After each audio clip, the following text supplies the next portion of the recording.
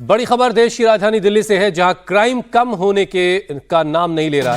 New Usmanpur इलाके में 5 घंटे में 2 खौफनाक वारदातें हुई। 12 से 15 बदमाशों ने एक युवक पर चाकुओं से हमला कर उसे गंभीर रूप से जख्मी कर दिया और इलाज के दौरान फिर उसकी मौत हो गई। तो चौथा पुश्ता इलाके में बाइक से आए कुछ बदमाशों ने एक कैटरर पर फायरिंग कर दी। इस फायरिंग में एक मासूम बच्चे को गोली लग गई और वो जख्मी हुआ। हालांकि पुलिस ने 2 आरोपियों को इस मामले में गिरफ्तार किया और बाकी लोगों की तलाश की जा रही है। इसके अलावा साकेत और मुखर्जी नगर में बदमाशों का आतंक देखा गया, जहां साकेत में बदमाशों ने एक घर पर कई राउंड फायर किया तो मुखर्जी नगर में एक शख्स को कैंची मारकर उसकी हत्या कर दी गई। जिन आरोपियों की तलाश में पुलिस, इन तमाम लोगों की जो आरोपी हैं इस मामलों में, उनकी तलाश में पुलिस की टीमें लगी हैं। हालांकि लगातार हो रही है ऐसी वारदातों से लोग दहशत में और पुलिस के कामकाज के तरीकों पर सवाल उठा रहे हैं।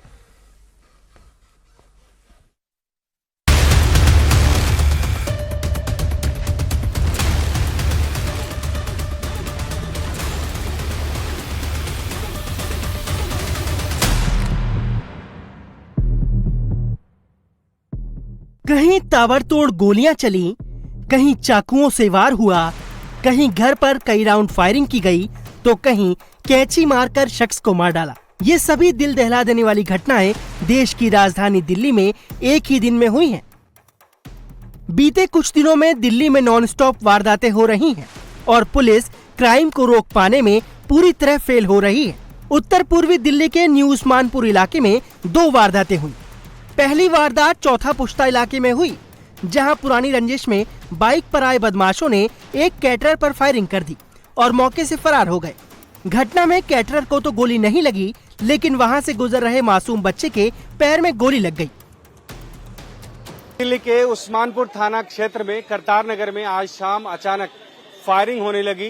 5 से 6 राउंड गोली चली और इसमें 12 साल का एक बच्चा जो ट्यूशन से पढ़ के अपने घर को जा रहा था, उसके पैर में गोली लगी है। ये घर आप देख सकते हैं, ये धर्मेंद्र जी का घर है। इनका केटरिंग का काम है और इनके ऊपर में ही फायरिंग हुई है। बताया जा रहा है कि ये पुराना रंजिश है इनका। 2017 में भी एक बार इनके ऊपर में फायरिंग हुई है। आरोप सीधा सीधा लगाया जा रहा है कि राहुल नाम के एक शख्स के द्वारा एक दिन पहले, यानी आज से एक दिन पहले भी कहासुनी हुई थी इनकी और उसके बाद उसने धमकी दी थी कि गोली मारूंगा और वो आज पहुंचा यहाँ पे।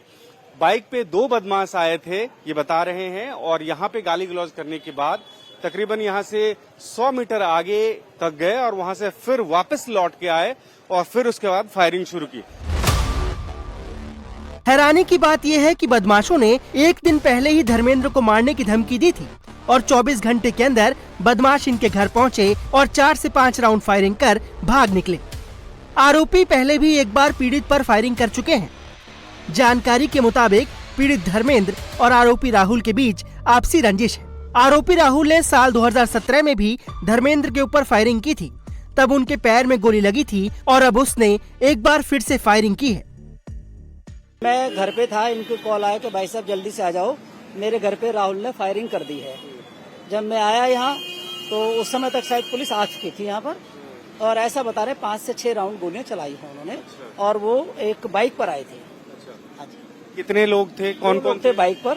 मैं जानता नहीं हूँ, मुझे इन्होंने बताया कि राहुल नाम का एक था और एक उसके साथ और थे। अच्छा, क्या इनकी कोई पुरानी रंजिश है, पहले से कोई इनके बीच में कोई झगड़ा, कोई विवाद? ऐसा है कि इन्होंने ये बताया कि 2017 में इसी राहुल ने इनकी गोली मारी थी, फायरिंग की थी।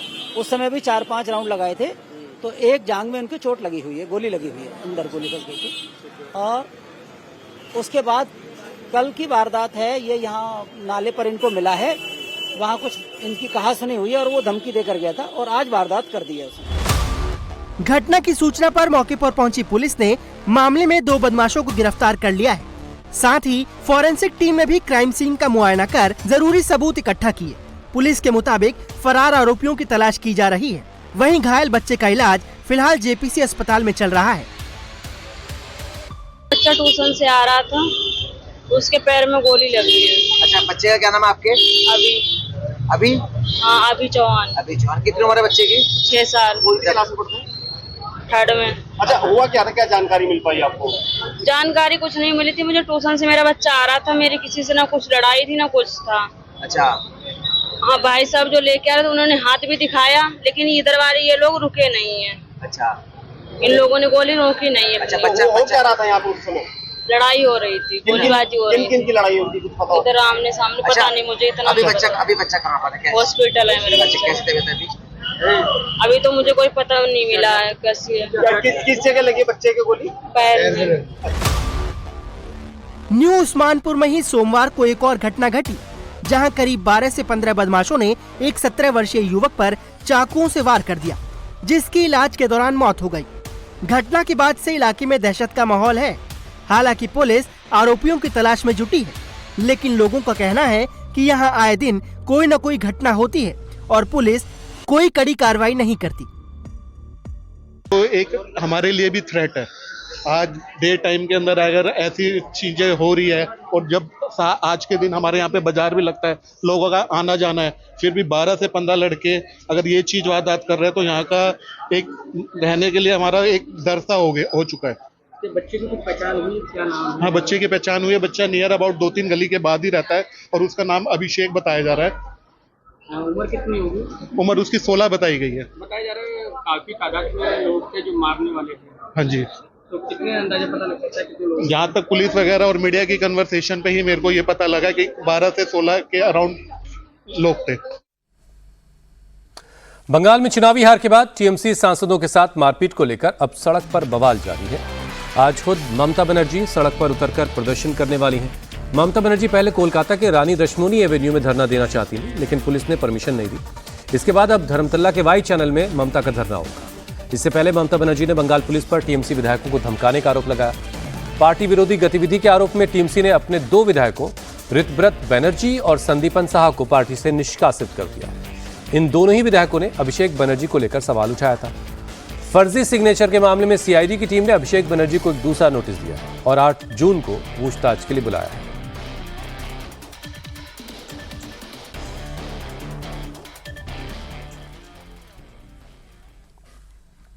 आज सुबह की एक और बड़ी खबर मिडिल ईस्ट से, जहां एक बार फिर से जंग शुरू होने के आसार दिखाई दे रहे हैं। ईरान ने अमेरिका के साथ चल रही बातचीत रोक दी है, तो ट्रंप एडमिनिस्ट्रेशन में खलबली मच गई है। अमेरिका के राष्ट्रपति डोनाल्ड ट्रंप ने इजरायल के पीएम नेतन्याहू से फोन पर बात करने के बाद दावा किया कि इजरायली फौज अब लेबनान पर और हमले नहीं करेगी। ट्रंप की सोशल मीडिया में दावा किया गया कि बातचीत हिजबुल्लाह के नेताओं से भी हुई है। उन्होंने भी भरोसा दिया है कि इजरायल पर हमला नहीं किया जाएगा। इससे पहले तेहरान ने साफ कहा कि जब तक लेबनान में इजरायली हमले नहीं रुकते और गाजा में हमले नहीं रुकते, तब तक मध्यस्थों के जरिए अमेरिका के साथ कोई बातचीत नहीं होगी। ईरान का कहना है कि लेबनान में शांति बनाए रखना सीजफायर का अहम शर्तों में शामिल था और अब लेबनान समेत कई मोर्चों पर इस समझौते का उल्लंघन हो रहा है। ईरान ने गाजा और लेबनान में इजरायल की कार्रवाई को तुरंत रोकने और लेबनानी क्षेत्र से इजरायली सेना की पूरी वापसी की मांग की। ईरानी न्यूज एजेंसी की रिपोर्ट में कहा गया कि ईरान और उसके सहयोगी हॉर्मुज स्ट्रेट पूरी तरह से बंद करने और दूसरे मोर्चों को एक्टिव करने के ऑप्शन पर भी विचार कर रहे हैं।